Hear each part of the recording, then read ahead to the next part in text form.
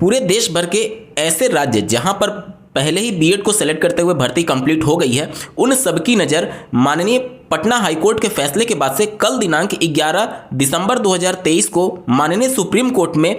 11 अगस्त 2023 के फैसले के रिव्यू के संदर्भ में दायर याचिका श्री अर्णव घोष जी के द्वारा जो दायर की गई थी, जिसका डायरी नंबर आप देख सकते हैं 39,986 है, उस मामले पर टिकी होगी। आप स्क्रीन पर देख सकते हैं टेंटेटिव जो डेट है वो 11/12/2023 कंप्यूटर जनरेटेड डे शो कर रहा है, यानी कल के दिन इस मामले में सुनवाई हो सकती है। जैसा कि आपको ज्ञात होगा, पिछली सुनवाई में माननीय सुप्रीम कोर्ट ने यह कहा था कि जो 11 अगस्त का जजमेंट जिस ऑनरेबल जस्टिस के द्वारा लिखा गया है, उन्हीं ऑनरेबल जस्टिस के बेंच में इसको लिस्ट किया जाए, क्योंकि पहले की ऑनगोइंग भर्तियों को लेकर के किस प्रकार से डायरेक्शन देना है ये उन्हीं के द्वारा दिया जाएगा, क्योंकि जजमेंट उनके द्वारा लिखा गया है। अब इन सब के बीच में ऐसे राज्य जो कि डायरेक्टली इससे प्रभावित हो रहे हैं, स्पेशली छत्तीसगढ़ की बात होगी, मध्य प्रदेश की बात होगी, बिहार की बात होगी और उत्तर प्रदेश की बात होगी, क्योंकि इसमें बीएड अभ्यर्थी चयनित हो चुके हैं। और पश्चिम बंगाल से जुड़ा हुआ तो ये मामला है ही। पश्चिम बंगाल से संबंधित जो ये मामला गया है, उसमें सभी राज्यों के टीचर रिक्रूटमेंट की बात की गई है कि आखिर जब बीएड अभ्यर्थियों के लिए जो एनसीटी का गजट नोटिफिकेशन था वो क्वैश हो चुका है, तो जो ऑनगोइंग भर्तियां हैं या फिर जो ऑलरेडी भर्तियां कंप्लीट हो चुकी हैं, उसके संबंध में माननीय सुप्रीम कोर्ट कोई दिशा निर्देश जारी कर दे, ताकि राज्यों में इन सभी को लेकर के जो ऊहापोह की स्थिति बनी हुई है वो दूर हो जाए। इन सब के बाद से ऐसे अभ्यर्थी जो पटना से बीएड अभ्यर्थियों को बाहर किया गया है, उसके बाद से जो मध्य प्रदेश में अभ्यर्थी हैं जो चयनित हैं, जो छत्तीसगढ़ में चयनित है, जो हिमाचल प्रदेश में चयनित है, जो उत्तर प्रदेश में चयनित है 69,000 में, उन सबको किस नजरिए से क्या इंपैक्ट पड़ेगा, इसके बारे में डिटेल एनालिसिस करने जा रहे हैं। अंत तक जरूर जुड़े रहिएगा। नमस्कार दोस्तों, मेरा नाम है नीरज, आप देख रहे हैं व्यू बिट यूट्यूब चैनल। अगर आप इस चैनल पर पहली बार विजिट कर रहे हैं तो इसको सब्सक्राइब करते हो बेल आइकन को प्रेस करना ना भूलें। दोस्तों, मैं आपको याद दिला दूं कि कैरियर बिट के दोनों official YouTube channel Career Bit और व्यू बिट पर आप ये वीडियो देख रहे हैं और कैरियर बिट का लिंक आपको डिस्क्रिप्शन में दिया गया। दोनों चैनल को जरूर सब्सक्राइब करके रखिएगा शिक्षा जगत से जुड़ी सभी खबरों से अपडेटेड रहने के लिए। तो मेक श्योर कि आपने दोनों चैनल को जरूर सब्सक्राइब कर लिया है। चलिए अब मुद्दे पर आते हैं। रिव्यू में ये प्रेयर किया गया है कि जो पहले की भर्तियां उसको किस प्रकार से देखा जाए। ये जो रेट्रोस्पेक्टिव और प्रोस्पेक्टिव मामले को लेकर के पूरा मामला और विवाद फंसा हुआ है, उस पर चीज़ें डिस्कस होंगी कि ये फैसला कब से लागू होगा। हालांकि आपने पटना हाईकोर्ट वाला फैसला देखा होगा, तो उसमें रेट्रोस्पेक्टिव और प्रोस्पेक्टिव के बारे में वहां पर जिक्र किया गया है कि ये फैसला कैसे प्रभावी होगा, क्योंकि वहां पर जो बीएड की तरफ से अपना पक्ष रख रहे थे माननीय पटना हाईकोर्ट में, उन्होंने ये बातों को अवगत कराया कि चूंकि ये पहले की रिक्रूटमेंट है और इसलिए कोई भी जजमेंट दिया जाता है, जब तक उस जजमेंट में रेट्रोस्पेक्टिव वर्ड ही नहीं यूज किया गया तब से वो माना जाता है कि वो प्रोस्पेक्टिव लागू होगा, यानी जिस दिन फैसला दिया गया उसी दिन से लागू होगा। तो ये चीज़ें डिसाइड होंगी माननीय सुप्रीम कोर्ट में। यहाँ पर देखिए 3 तिथि जो सबसे महत्वपूर्ण है। देखिए ये तो बिल्कुल क्लियर कट है, बिहार की शिक्षक भर्ती से जो दीपांकर गौरव वाला केस है उससे तो बिल्कुल स्पष्ट हो चुका है कि 11 तारीख के बाद तो बीएड हो ही नहीं सकते प्राथमिक में, सुप्रीम कोर्ट ने साफ शब्दों में कहा है। ठीक है, अब दो डेट बचती है आपका। एक 25 नवंबर 2021, जब पहली बार अनकॉन्स्टिट्यूशनल इसको माननीय जोधपुर हाईकोर्ट ने कहा था। अगर आप 11 अगस्त का जजमेंट देखेंगे तो उसमें साफ तौर पर लिखा गया है कि अगर किसी कोर्ट के द्वारा कोई नोटिफिकेशन अनकॉन्स्टिट्यूशनल करार देते हुए उसे रद्द कर दिया जाता है तो उस दिन से उसकी वैधता समाप्त हो जाती है। जब ये मामला सुप्रीम कोर्ट में गया, सुप्रीम कोर्ट में विचाराधीन था, तब तक सुप्रीम कोर्ट ने किसी भी डेट की हियरिंग में जो जोधपुर हाईकोर्ट का फैसला था उसको क्वैश नहीं किया। क्वैश नहीं करने का मतलब क्या हुआ, ध्यान से समझिएगा आप इसको। देखिए ये सिविल केस है, दो प्रकार से केस होता है। एक सिविल केस जिसमें कोई अपराध नहीं हुआ है और दूसरा क्रिमिनल केस जिसमें अपराध होता है। इस चीज को आप क्रिमिनल केस के माध्यम से बेहतरीन तरीके से समझ सकते हैं। जैसे इसमें आपको चीजें नहीं समझ में आ रही होंगी, मैं आपको क्रिमिनल केस का उदाहरण देकर के बताता हूं। मान लीजिए कि एक क्रिमिनल है जिसने कोई क्राइम किया, उसको 25 नवंबर 2021 को सजा हो गई और वो जेल भेज दिया गया। हाईकोर्ट ने उसे सजा दिया था,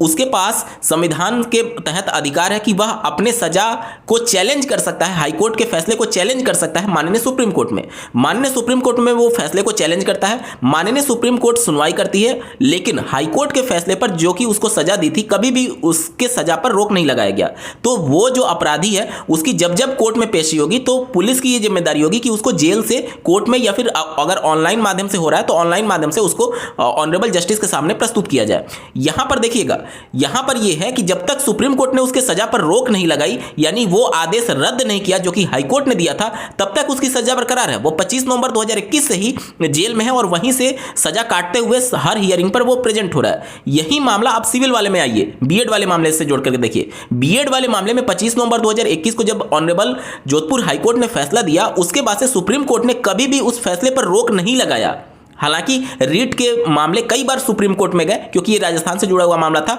सुप्रीम कोर्ट ने साफ शब्दों में उस हाईकोर्ट के फैसले पर रोक लगाने से मना कर दिया। रोक लगाने से मना कर दिया यानी वो अभी भी प्रभावी था, भले ही वो सुनवाई चल रही थी सुप्रीम कोर्ट में। आप ऐसे समझिए, क्रिमिनल केस में जैसे वो सुप्रीम कोर्ट में मामला चल रहा था लेकिन हाईकोर्ट के फैसले पर रोक नहीं लगाए, लेकिन उसकी सजा तो बरकरार थी। कब से? 25 नवंबर 2021 से। तो वो जो नोटिफिकेशन रद्द हुआ वो 25 नवंबर 2021 से ही रद्द हुआ, भले ही सुनवाई चल रही थी सुप्रीम कोर्ट में। और इसीलिए उन्होंने अपने कोर्ट जजमेंट में जो 47 पेज का है उसमें 45वें पेज पर देखेंगे तो उसमें माननीय सुप्रीम कोर्ट के मणिपुर के एक मामले का जिक्र किया गया जिसमें ऑनरेबल 3 जस्टिस ने ये डिसीजन दिया है कि अगर कोई भी कोर्ट अगर किसी भी नोटिफिकेशन को अनकॉन्स्टिट्यूशनल करार देते हुए उसको रद्द करती है तो उसका लीगल पोजीशन उसी दिन से समाप्त हो जाता है। जब सुप्रीम कोर्ट में मामला गया तो सुप्रीम कोर्ट ने कभी रोक नहीं लगाया, तो लीगल पोजीशन तो उसका 25 नवंबर 2021 से ही समाप्त हो गया था। यानी कि 11 अगस्त के बाद से तो बीएड एलिजिबल है ही नहीं और बचता है 2 तिथि जो पहले इस डेट को एक तरीके से जिस दिन से ये नोटिफिकेशन जारी हुआ 28 जून 2018 और 25 नवंबर 2021। 25 नवंबर 2021 की प्रबल संभावना है इस फैसले को लागू करने के संदर्भ में, क्योंकि कोर्ट जजमेंट में भी सुप्रीम कोर्ट ने इस बातों का जिक्र किया हुआ है। इसके बाद से अगर बात करें 28 जून 2018 की तो उसकी भी देखिए, भारतीय संविधान में एक आर्टिकल है कि अगर कोई भी मौलिक अधिकार के वायलेशन के आधार पर कोई अगर नोटिफिकेशन रद्द किया जाता है, कोई नियम रद्द किया जाता है, कोई कानून रद्द किया जाता है, तो जिस दिन से वो कानून लागू हुआ उसी दिन से उस कानून की वैधता समाप्त मानी जाएगी। यानी कि भले ही कोर्ट जजमेंट में ये रेट्रोस्पेक्टिव वर्ड ना यूज किया गया हो, लेकिन अगर 21A के अंतर्गत जो कि मौलिक अधिकार है 6 से 14 साल के बच्चों का, अगर उसके तहत फैसला दिया गया तो जिस दिन से ये एक तरीके से चीजें हुई उसी दिन से इसको रद्द माना जा सकता है 28 जून 2018 से। लेकिन यहां पर केवल बच्चों के मौलिक अधिकार की बात नहीं होगी, यहां पर ऐसे अभ्यर्थियों की भी बात होगी जो कि मान लीजिए 25 नवंबर 2021 के बाद से तो अनकॉन्स्टिट्यूशनल करार देते हुए उसको रद्द कर दिया गया था, लेकिन 25 नवंबर 2021 से और पास्ट में चलिए 28 जून 2018, ध्यान से समझिए 28 जून 2018 से लेकर के 25 नवंबर 2021 इस टाइम ड्यूरेशन में चूंकि उस नोटिफिकेशन को रद्द नहीं किया गया था यानी उसका लीगल पोजीशन था, क्योंकि सुप्रीम कोर्ट ने अपने कोर्ट ऑर्डर में ये भी कहा है कि जब तक कोई कोर्ट इसको अनकॉन्स्टिट्यूशनल करार देते हुए रद्द नहीं करती है तब तक ये बाइंडिंग नेचर का है, सभी राज्यों को इस पर रिलाई करना होगा, इसको मानना होगा और बीएड अभ्यर्थियों को शामिल करना होगा। उन्होंने राजस्थान सरकार की गलती बताई थी कि वह चूंकि एनसीटी का गजट नोटिफिकेशन जो बाइंडिंग नेचर का था उसको ना मानते हुए बीएड को रीट में मौका नहीं दिया था, इसलिए उनको फटकार लगाई थी। यानी कि पूरे जजमेंट को आप रिव्यू करेंगे, आप खुद समझेंगे तो आपको खुद समझ में आएगा कि सुप्रीम कोर्ट ये तो बिल्कुल क्लियर कट कह रही है कि 25 नवंबर 2021 के बाद से चूंकि ये अनकॉन्स्टिट्यूशनल करार दे दिया गया उस दिन से ये फैसला लागू हो सकता है। लेकिन साथ ही साथ आपको ये भी सोचना होगा, सुप्रीम कोर्ट ये भी कह रही है कि चूंकि जब तक कोर्ट ने इसको अनकॉन्स्टिट्यूशनल नहीं करार दिया था तब तक ये बाइंडिंग नेचर का था, यानी 25 नवंबर 2021 की प्रबल संभावना रहेगी। हालांकि 28 जून 2018 की संभावना इस वजह से कम हो जाती है क्योंकि 6 से 14 साल के बच्चों के लिए जो मौलिक अधिकार के आधार पर फैसला दिया गया 21A के अंतर्गत जो अभ्यर्थी चयनित हुए हैं और जो सेलेक्ट हुए, जैसे आप KVS PRT 2018 का मामला ले लीजिए, इसके बाद से अन्य राज्यों में जो भर्तियां कंप्लीट हो गई उसका मामला ले लीजिए, तो चूंकि उस समय तक ये अनकॉन्स्टिट्यूशनल करार नहीं हुआ था और उस समय जो बीएड चयनित हुए उनका भी मौलिक अधिकार जनरेट हो गया, उनके लिए भी आजीविका का साधन जुटाने के लिए एक तरीके से हो गया। तो यहां पर आप देखेंगे तो मौलिक अधिकार उनका भी हुआ है जो चयनित हुए हैं, और जो 6 से 14 साल का बच्चों का है उनका तो मौलिक अधिकार हुआ ही है। तो यहां पर ये तो क्लियर है कि 11 अगस्त के बाद बीएड नहीं होगा, लेकिन जो 2 डेट बचता है 28 जून 2018 और 25 नवंबर 2021, इसमें जो सबसे ज्यादा चांसेस रहेंगे वो 25 नवंबर 2021 होगा। क्यों 25 नवंबर 2021 होगा? क्योंकि ये वो डेट है जब हाईकोर्ट ने इसे अनकॉन्स्टिट्यूशनल करार देते हुए इसे रद्द कर दिया, अब यहाँ पर आपका सवाल हो सकता है कि कोई राज्य इसको ना जानती हो कि हाईकोर्ट ने, जोधपुर हाईकोर्ट ने ये फैसला दिया, उसके बाद में उन्होंने टीचर रिक्रूटमेंट के लिए एडवर्टीजमेंट जारी कर दिया, क्योंकि उस समय तक एनसीटी ने कोई नोटिफिकेशन नहीं निकाला था कि हमारा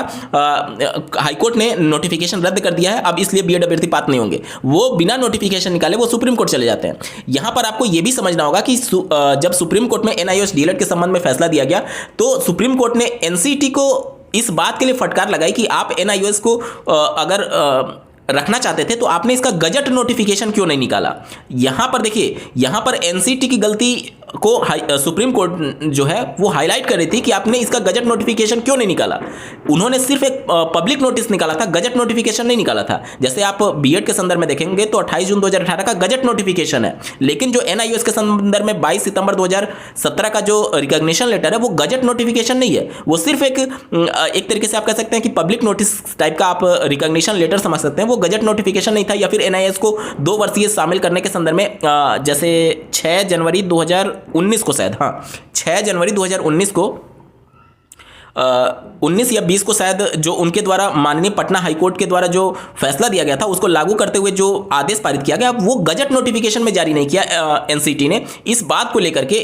माननीय सुप्रीम कोर्ट ने उस पर कड़ी आपत्ति दर्ज कराई थी। तो ये सभी बातें कि एनसीटी ने अवगत नहीं कराया सभी राज्यों को जोधपुर हाईकोर्ट के फैसले से, ये एनसीटी की गलती है। अगर ये मामला कोर्ट जाता तो फिर एनसीटी इसको लेकर के फटकार खाएगी। कहने का मतलब ये है कि जो 3 तिथियां हैं ये तो क्लियर है कि 11 अगस्त के बाद बीएड नहीं होगा। अब जो 2 तिथियां बचती हैं उसमें सबसे ज्यादा संभावना जो रहेगी वो 25 नवंबर 2021 की रहेगी। उम्मीद करता हूं आपको चीजें स्पष्ट हुई होंगी।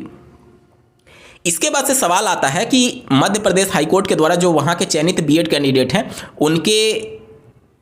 मामले की सुनवाई करते हुए माननीय हाईकोर्ट ने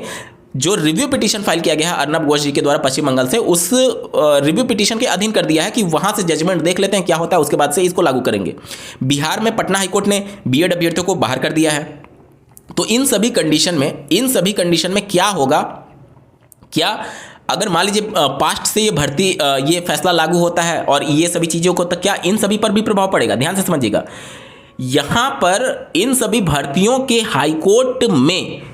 ये मामला पहले से चल रहा था और उस समय मामला विचाराधीन हो गया सुप्रीम कोर्ट में। तो अब आपको ये समझना होगा कि चूंकि हाईकोर्ट के हाथ बंधे हुए थे कि वह इस मामले की सुनवाई करके कोई भी डिसीजन नहीं दे सकती थी, क्योंकि जब मामला एपेक्स कोर्ट में पेंडिंग, सुप्रीम कोर्ट में पेंडिंग होता है तो हाईकोर्ट उस पर सुनवाई ना करते हुए सीधे तौर पर उनके फैसले का वेट करती है आर्टिकल 141 के अंतर्गत, जो कि पटना हाईकोर्ट ने अपने कोर्ट जजमेंट में भी मेंशन किया गया था। यानी कि ये परिस्थितियां उस समय अगर सुप्रीम कोर्ट में ना होता मामला तो हो सकता था हाईकोर्ट इस मामले की सुनवाई करके अपने स्तर पर डिसीजन दे देता, लेकिन चूंकि हाईकोर्ट के हाथ बंधे हुए थे आर्टिकल 141 के तहत, इस वजह से हाईकोर्ट ने कोई फैसला ना दिया और सुप्रीम कोर्ट के फैसले का वेट किया। अब यहां पर ध्यान से समझिएगा,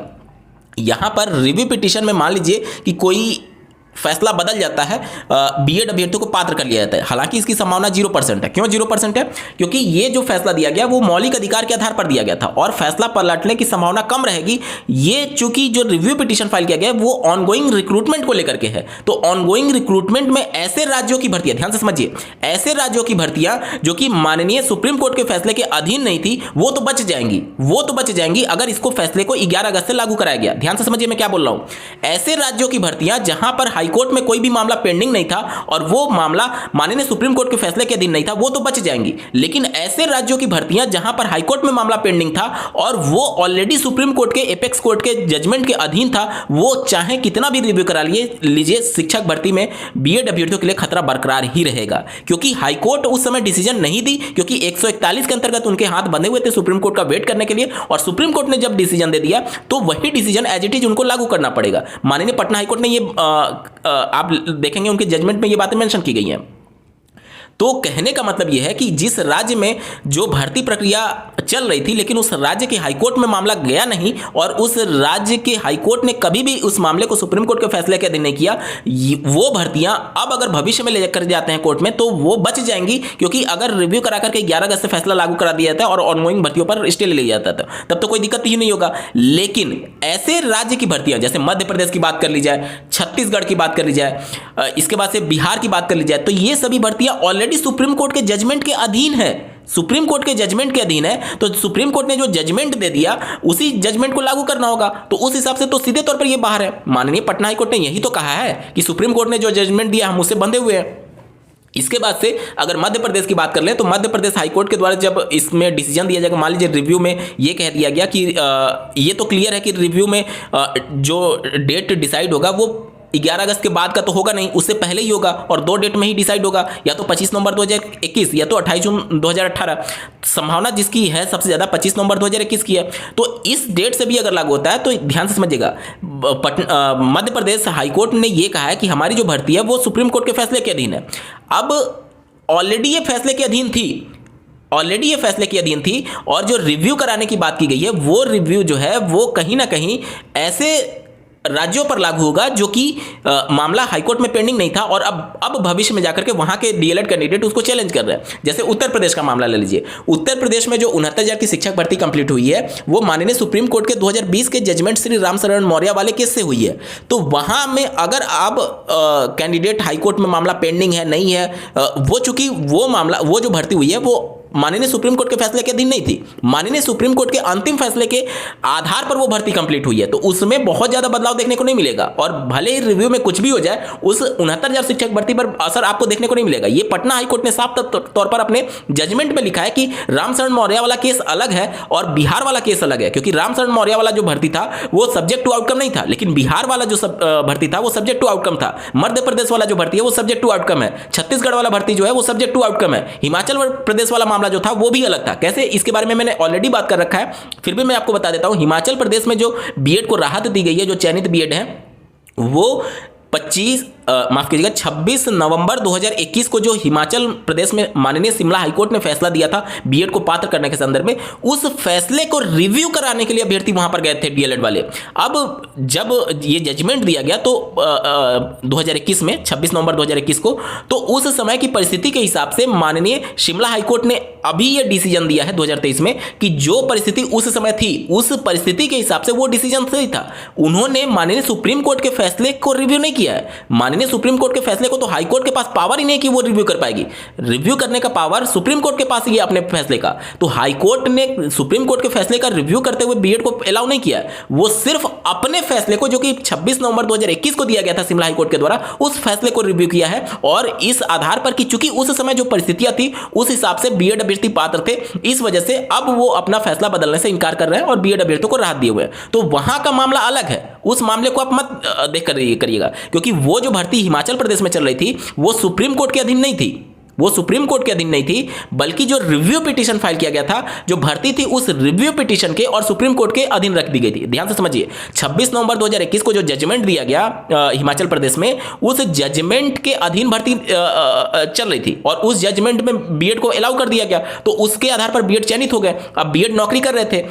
1 साल 2 साल नौकरी करते हो गया। अब वहां पर जब उस फैसले को जब 25 नवंबर 2021 को जोधपुर हाईकोर्ट ने फैसला दे दिया, तो चूंकि वो फैसला रिटन फॉर्म में आने में टाइम लग गया, इस वजह से वहां जब ये फैसला रिटन फॉर्म में आता है तब इस मामले को लेकर के अभ्यर्थी कोर्ट चले जाते हैं रिव्यू पिटीशन फाइल करने के लिए शिमला हाई कोर्ट में। और जो रिव्यू पिटीशन फाइल होता है उसमें जो ऑनरेबल जस्टिस थे उन्होंने अपने ही फैसले पर रोक लगा दिया, क्योंकि मामला उस समय सुप्रीम कोर्ट में चल रहा था। सुप्रीम कोर्ट में मामला चलने के बाद से उन्होंने बीएड को बाहर कर दिया सिस्टम से। अब जो हाई कोर्ट में मामला चल रहा था उसमें यह हुआ कि चूंकि हमने जब अपना डिसीजन दिया 2021 में, उस समय की परिस्थिति के हिसाब से हमारा डिसीजन सही था, ये हाई कोर्ट ने कहा है, और इसलिए 2023 में आकर के हम अपने फैसले को नहीं बदलेंगे। हाँ, लेकिन ये जरूर है कि अब वहां पर जो भी जेबीटी की भर्ती होगी या फिर प्राथमिक स्तर की शिक्षक भर्ती होगी उसमें बीएड अभ्यर्थी अलाउ नहीं रहेंगे। वहां पर जो मीडिया है या फिर न्यूज़पेपर में खबरें प्रकाशित हुई वो पूरी गलत तरीके से गलत है। वहां पर